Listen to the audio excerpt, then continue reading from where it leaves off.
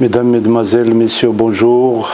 Bienvenue dans le contenu de cette 16e séquence qui va également être la dernière séquence donc, de ce programme du module des relations économiques internationales. Donc pour des raisons donc, du temps, nous allons nous limiter donc, à cette 16e séquence. Donc le contenu de cette séance va être d'abord toujours la poursuite donc, du dernier cycle de négociations commerciales multilatérales donc, de l'Uruguay, mais dans laquelle nous allons nous intéresser à la suite des éléments que nous avons présentés lors de la dernière séance, la séquence 15 bien sûr, et nous allons présenter les principaux résultats donc, du cycle des négociations commerciales multilatérales donc, de l'Uruguay à travers la présentation de deux éléments principaux. Donc, dans ces principaux résultats, on va présenter les résultats relatifs donc, aux négociations de l'Uruguay Round sur les services, mais on va également parler des réformes institutionnelles et le bilan général. Donc les réformes institutionnelles, entre autres, on va parler donc de la clôture donc, de l'institution du GATT et le passage à la nouvelle institution qui va gérer le commerce international, c'est-à-dire l'Organisation mondiale du commerce. Et nous allons présenter un bilan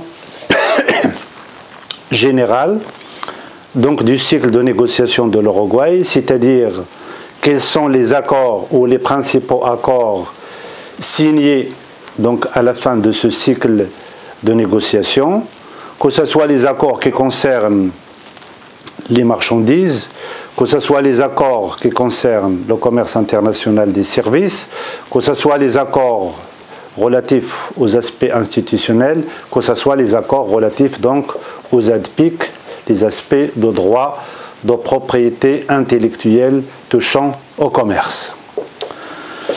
Donc pour commencer, donc les résultats donc, des négociations de l'Uruguay Round sur les services, beaucoup d'auteurs se sont intéressés donc, à ce bilan en termes des résultats sur les négociations sur les services, et ils ont constaté que cet accord, c'est-à-dire l'accord conclu, dont on a parlé la séance dernière, c'est un accord général sur le commerce des services, donc le GATT, selon donc l'acronyme anglais. Donc cet accord, c'est l'accord, c'est-à-dire le cadre multilatéral qui va concerner le commerce international des produits et services, ou le commerce international des services tout court. Cet accord est conforme aux règles générales. Quelles règles générales? Les règles générales sur lesquelles s'est basé le GATT donc, de Genève, mais ne concerne pas l'ensemble des dossiers retenus. Pourquoi? Tout simplement parce qu'il y a un certain nombre de dossiers sur lesquels les parties contractantes ne sont pas mis d'accord, donc ils n'ont pas pu signer des accords à leur propos, mais il y a un cadre multilatéral qui concerne le commerce international des services. Donc cet accord sur le commerce international des services prévoit une obligation de transparence de toute la réglementation relative aux services. C'est d'ailleurs le contenu de l'article 3 du GATT, mais c'est également le contenu d'un des principes du GATT sur lequel nous avons largement discuté lors des premières séances de ce deuxième chapitre. Et donc cet accord établit des propositions particulières pour encourager la participation donc, des pays en voie de développement. Donc nous l'avons vu dans la séance dernière, lorsqu'on a parlé des caractéristiques des négociations lors des discussions à propos des dossiers de service. Nous avons vu qu'il y a une importante opposition des pays en voie de développement à l'introduction des services dans les règles du GATT.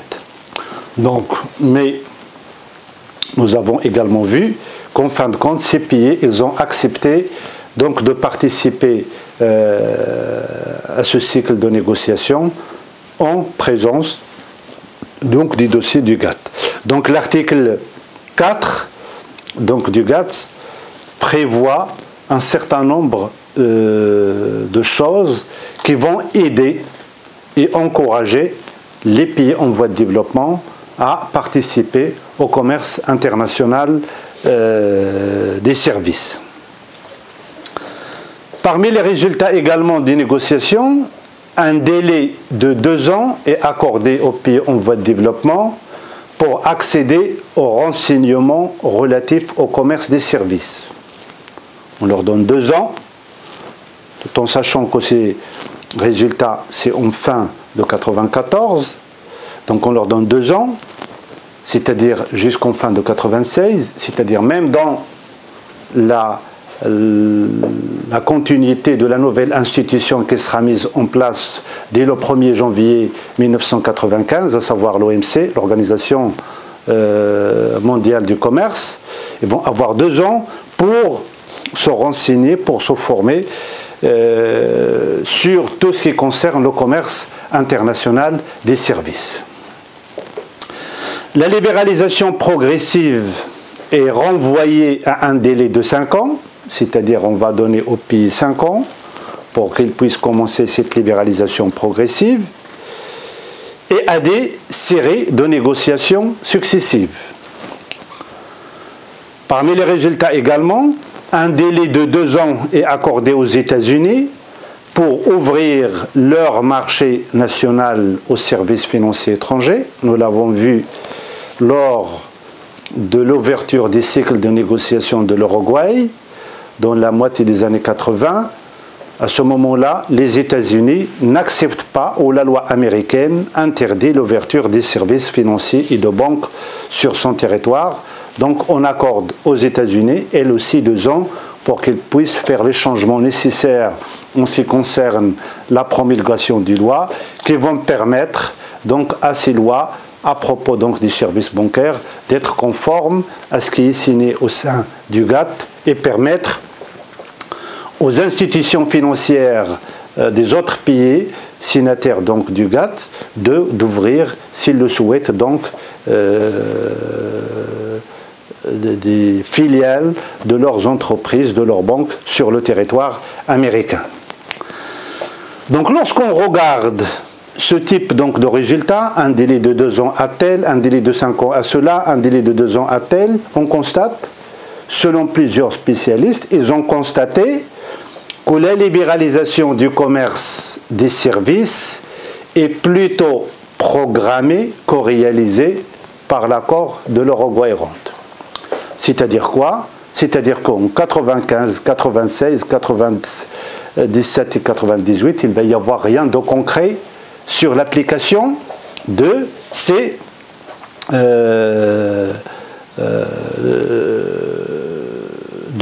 accords. Pourquoi? Parce qu'on a accordé des délais aux différentes parties contractantes qui le souhaitent pour des raisons qui leur sont propres. Du coup, les spécialistes, ils ont dit on a plutôt programmé que réalisé.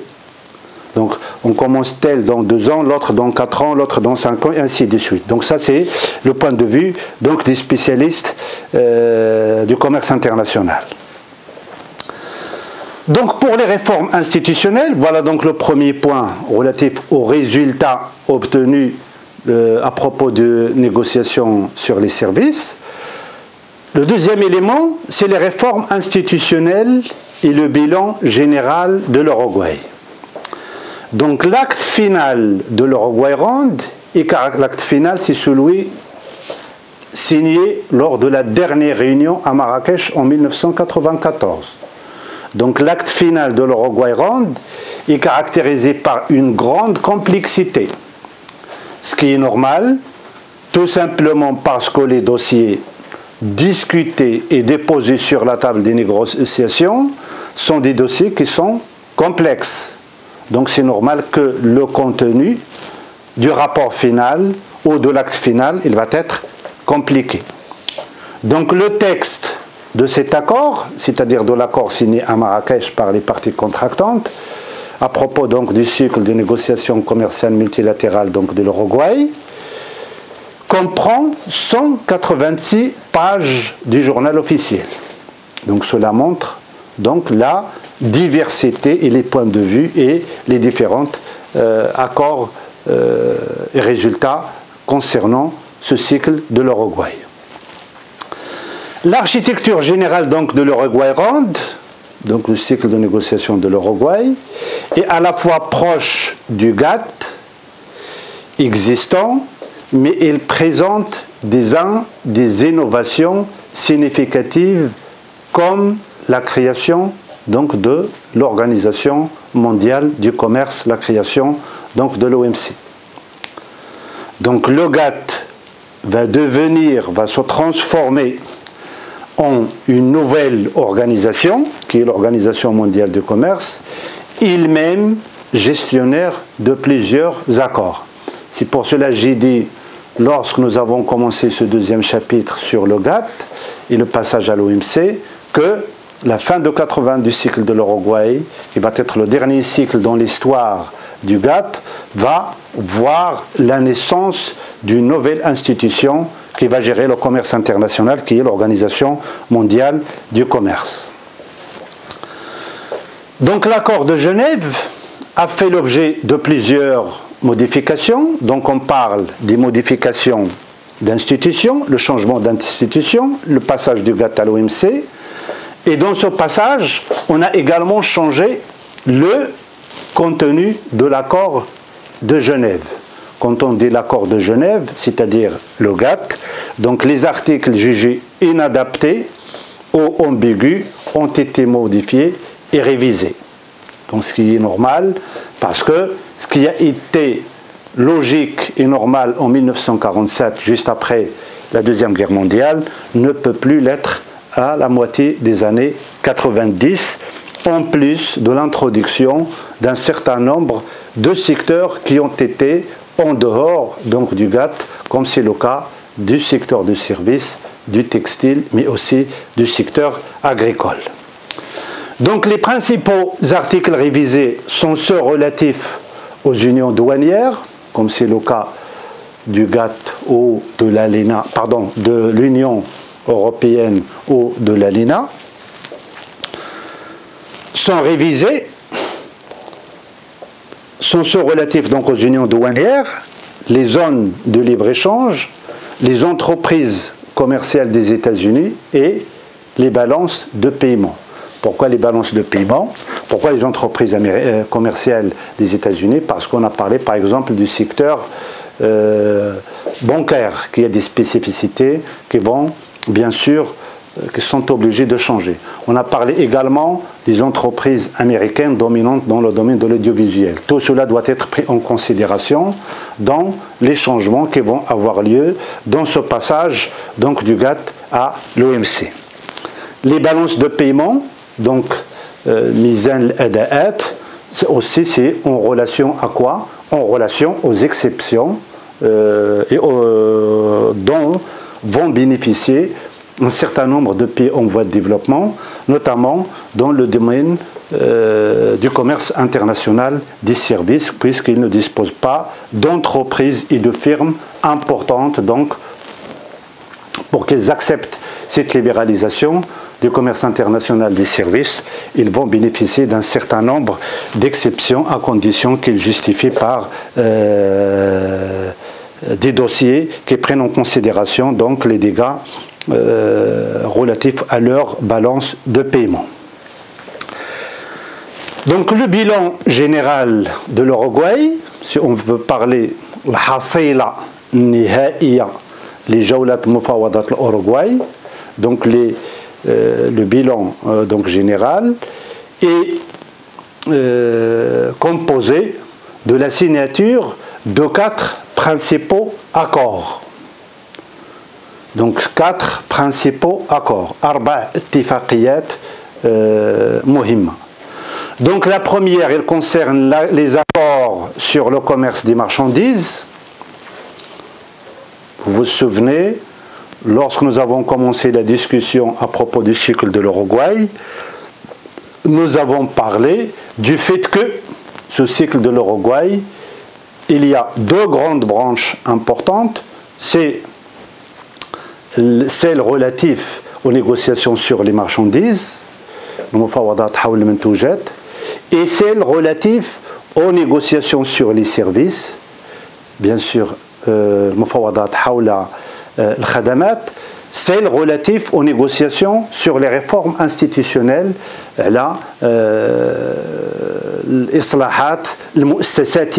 donc 3 éléments principaux qui ont été discutés lors du lancement du cycle de l'Uruguay. Donc le premier accord, il concerne le commerce international des marchandises, donc les accords sur le textile, vêtements et agriculture, parce que ce sont des domaines qui ont été exclus des anciens cycles de négociation. Donc le GATT, puisqu'il voulait être universel, donc l'Uruguay Round a introduit donc ces 3 secteurs, celui du textile, celui du vêtement et celui de l'agriculture. Et ils ont signé, les parties contractantes, ils ont abouti à des accords à leur propos. Plus les accords sur les subventions et les sauvegardes. Pourquoi? Tout simplement parce que comme il y en a dans le commerce international des produits classiques, c'est-à-dire les produits industriels, il existe aussi dans le commerce international relatif à ces nouveaux produits, notamment l'agriculture et le textile. Le deuxième accord, c'est l'accord général sur le commerce des services, donc le GATS, l'accord général sur le commerce des services, donc le GATS, donc qui est un cadre multilatéral de négociation qui va concerner l'ensemble des produits ou l'ensemble des commerces des services. Le troisième accord, c'est l'accord relatif donc aux ADPIC, donc les aspects de droit de propriété intellectuelle touchant au commerce.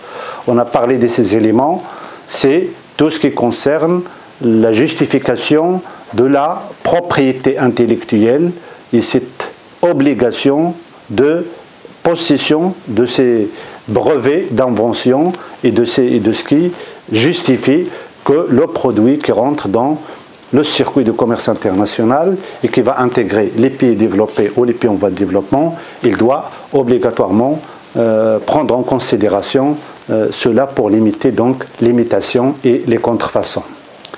Il est destiné à protéger donc les droits d'auteur et les marques et les dessins et les brevets qui concernent donc les marques internationales. Il fixe les moyens de faire respecter donc ces droits et aussi les possibilités d'aller vers les instances donc du GATT ou de l'OMC en cas de l'existence de problèmes ou de non-respect des normes dans le domaine du produit en question. Le quatrième accord signé, c'est l'accord instituant l'OMC. Donc l'OMC est devenu le gestionnaire de chacun de ces 3 accords au travers d'un conseil constitué au sein donc de la nouvelle institution, au sein de l'Organisation mondiale du commerce. Donc bilan de l'Uruguay Round, donc le cycle de négociation de l'Uruguay a tenu ses promesses en ce qui concerne la libéralisation des échanges des marchandises et des services. Donc grosso modo, si on prend les engagements que les pays, les parties contractantes ont fait lors du cycle de Tokyo, ils se sont engagés à ce que le cycle à venir, le cycle de l'Uruguay, soit un cycle qui va rendre le GATT universel. Donc, grosso modo, à quelques exceptions près, le cycle de l'Uruguay a tenu ses promesses. Donc, il a discuté et il a fait entrer les autres secteurs qui lui échappent depuis longtemps, c'est-à-dire le cycle, le commerce, pardon, du textile, des services, mais aussi des produits agricoles. Il les a soumis donc aux règles du GATT ou de la nouvelle institution qui va gérer le commerce international. Dans le domaine du textile, le cycle de l'Uruguay a enregistré un retard. Donc le textile, bien sûr, a été discuté, mais il y a un retard à ce propos, puisque le statut temporaire dont il bénéficie depuis les AMF, les accords multifibres de 1974, a continué plusieurs années après l'accord de Marrakech. Et l'explication la plus donnée et qui revient le plus dans les analyses des spécialistes dans ce domaine, c'est cette volonté affichée de la part des pays développés de continuer à protéger leur secteur de textile, donc de toute concurrence qui peut venir donc des pays en voie de développement. Donc l'Uruguay Round n'a prévu le démantèlement de cette dérogation temporaire que dans un délai de 10 ans. C'est-à-dire quoi? Même s'il y a eu des discussions du secteur du textile lors du cycle de l'Uruguay, même si on a bouclé donc les négociations de l'Uruguay avec la réunion de Marrakech en 1994, donc ce secteur de textile va continuer de bénéficier de cette dérogation. الاستفادة تستمر الاستفادة من هذا الاستثناء لمدة قاربة 10 سنوات. Donc les négociations à propos de certaines branches de services, les télécommunications et services financiers, ont continué après 1994. Pourquoi? À cause donc des complexités liées à ces deux secteurs, mais aussi à cause des pays qui sont concernés. On a parlé des services financiers donc pour les États-Unis. Les télécommunications, c'est un domaine qui concerne une bonne partie donc des pays développés. La grande originalité donc de l'Uruguay Round est de débaucher sur des forums de négociation spécifiques, c'est-à-dire le passage de cycle de négociation à des négociations thématiques continues qui va être adoptée par la nouvelle institution qui est celle de l'Organisation mondiale du commerce. On ne va plus parler dans l'OMC des négociations ou de cycle de négociation, on va parler des conférences ministérielles comme celle de Singapour, celle de Doha, celle de Consensus et ainsi de suite, toutes celles de Seattle, donc un ensemble des conférences ministérielles qui vont prendre le relais au sein de la nouvelle institution pour continuer de trouver des solutions au commerce international et pour continuer d'encourager le développement et l'épanouissement donc du commerce international comme secteur économique important, que ce soit pour les pays développés ou les pays en voie de développement. Donc, pour des raisons de temps, comme je l'ai dit au début de la séance, on ne peut pas aller vers l'exposition du contenu des nouveaux axes relatifs donc à l'Organisation mondiale du commerce et aux conférences ministérielles, mais vous avez un certain nombre d'axes que vous pouvez réviser pour des objectifs de votre relatifs donc à votre formation, donc avoir un maximum d'informations, de données sur le rôle donc de l'OMC dans le commerce international. Mais nous, on va s'arrêter sur ce point, donc comme dernier science, mais aussi comme dernier axe dans le programme qui sera pris en considération dans l'examen final de ce module des relations économiques internationales. Merci de votre attention. Bon courage pour les révisions. Je rappelle un email professionnel que j'ai créé donc pour répondre à vos questionnements relatifs uniquement, je le dis et je le répète, relatifs uniquement aux questions de cours. Donc il y a un mail que vous avez, que vous pouvez donc utiliser pour qu'on puisse rester en contact en cas de problème. Donc merci de votre attention et à bientôt.